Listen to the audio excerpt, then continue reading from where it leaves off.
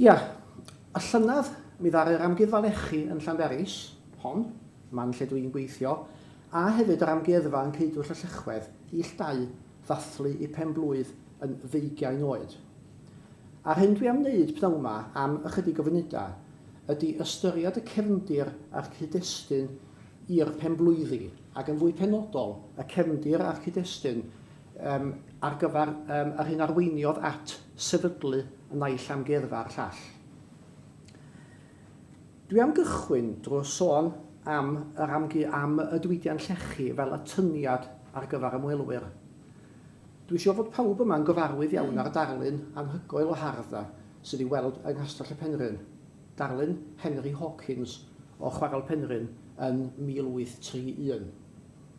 Ond mae'r darlun werth i astudio'n fanwl oherwydd mae'n dangos chwarelwyr wrth i gwaith, wagenni'n cael ei llenwi, mae'n dangos rhyw wr sy'n edrych yn debyg i berchenog neu llastiward y chwaral, ond mae o hefyd yn dangos pobl sydd yn amlwg yn ymwelwyr i'r Chwarel y Penrhyn yn 1831.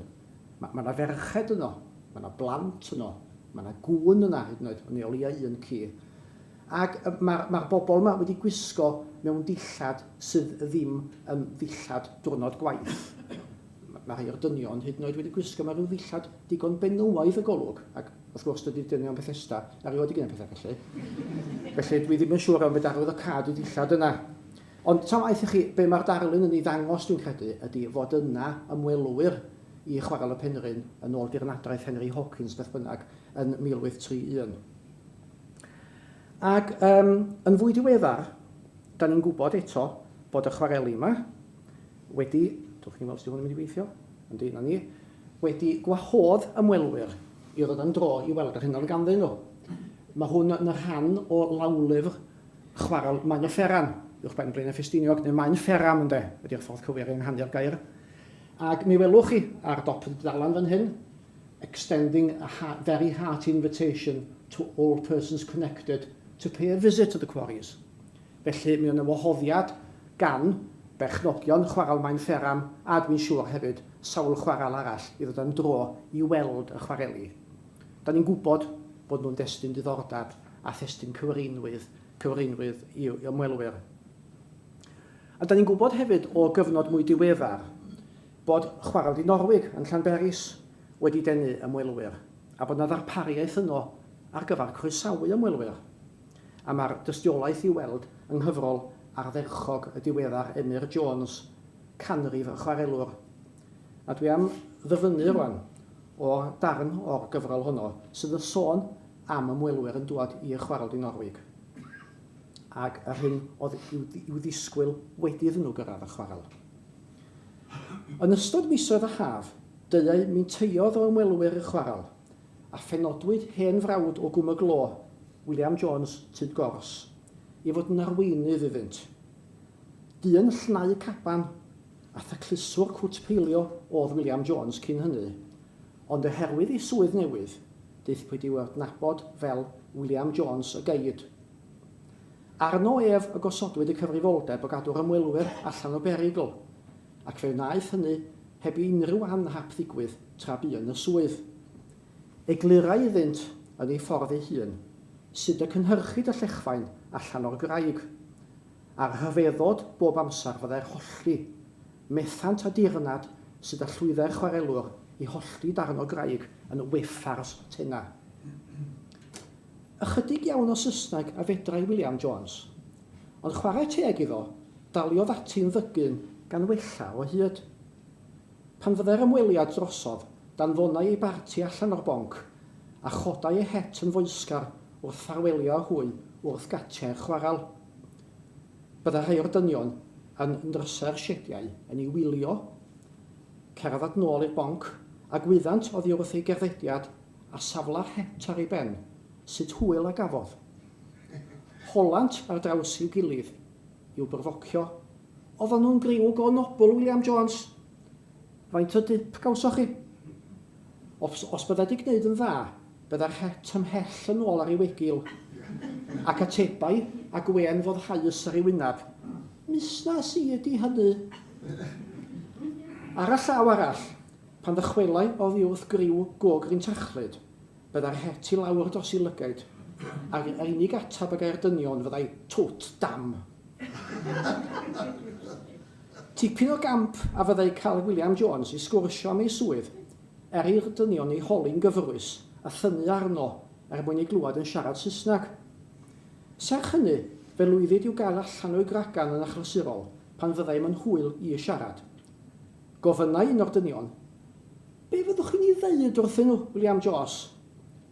Wel, fyddai'r atab, yn gyntaf peth, mi fyddai'n ei tod I wisio'r chwarel iddyn nhw, ac yn dweud, this quarry is made of all rock.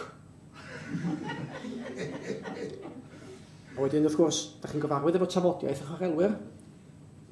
Be di troed glas yn Saesneg, William Jones?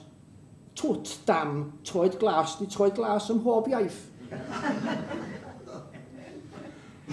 Be fyddwch chi ddeud pan fydd y corn saethu yn canu?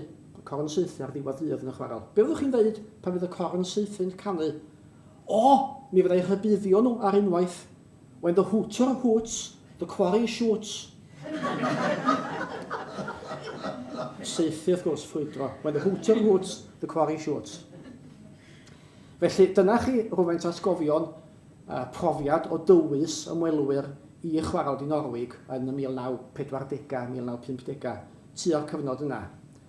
Ac a symud ymlaen rwan at gyfnod mwy diweddar, mi fys I dro nôl yn cyfweld ac yn recordio Mr Hefin Davies o Flaenau Ffestiniog, fi oedd yn reolwr gyfarwyddwr chwarel Llechwedd am flynyddoedd ers y 1970, ac wrth gwrs yn reolwr gyfarwyddwr ar gyfer Quarry Tours, sef yr amgueddfa yn y Llechwedd. Mi ogorwyd y Ceidwll yn 1972, ond mi oedd Mr Davies yn ei atgofion yn sôn am ymwelwyr yn cyrraedd y chwarel cyn 1972, yn ddirybydd ac hyn yn amlwg yn arwydd o'i diddordeb nhw yn y chwarel. Mi o'na alw hyd yn oed cyn y 70 felly yn Llechwedd am deithiau tywys, ac un o'r cyfarwyddwyr oedd yn barod iawn i'w harwain nhw oedd y diweddar Captain Sandy Livingston Learmonth, oedd yn un o gyfarwyddwyr Llechwedd. A mi oedd Hefin Davies yn cofio Captain Livingston Learmonth o bryd i'w gilydd yn mynd I drafferthion efo athrawon wedi cyrraedd efo plant I gael eu tywys amgylch y chwarel. A hyn oherwydd arferiad anffodus braidd Captain Livingston Learmonth o gynnig sigarets i'r plant ar ddiwedd y daith. Ond, wrth gwrs, un agwedd o dreftadaeth y Diwydiant Llechi ydy'r chwareli hunain. Agwedd arall ydy y cartrefi ar gyfer y pechnogion. A da ni'n falch hyd at heddiw bod cymaint gartrefi'r pechnogion wedi hachub ag rhan o dreftadaeth y Diwydiant Llechi. Castell Penrhyn yn amlwg, Plas Tan y Bwlch, y Feinol a sawl man arall yn ei plith nhw.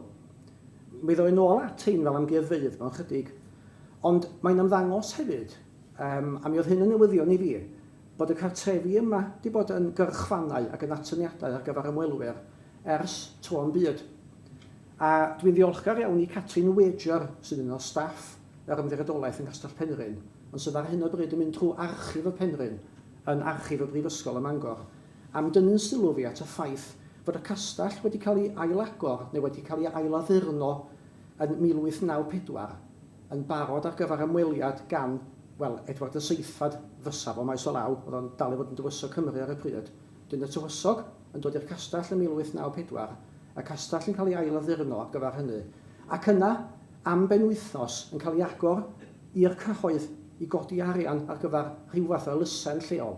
Dwi'n credu ar gyfer ysbyty ym Mangor, ond dwi ddim yn siŵr am hynny. Ond, yn ystod y penwythnos hwnnw, a mi o'na dal mynediad gyda llaw, rhyw chydig o genioga, mi fu yna rhwng 3,000 a 5,000 drwy ddysa'r castell, mewn un penwythnos yn unig. Felly mae hwnna'n dangos eto yn dydi. Da chi'n bod, mi fysa ni heddiw yn falch o'n nifer oedd ymwelwyr felly. A mi oedd yn profi yn doedd bod y castell yn atyniad I ymwelwyr yn y cyfnod hwnnw.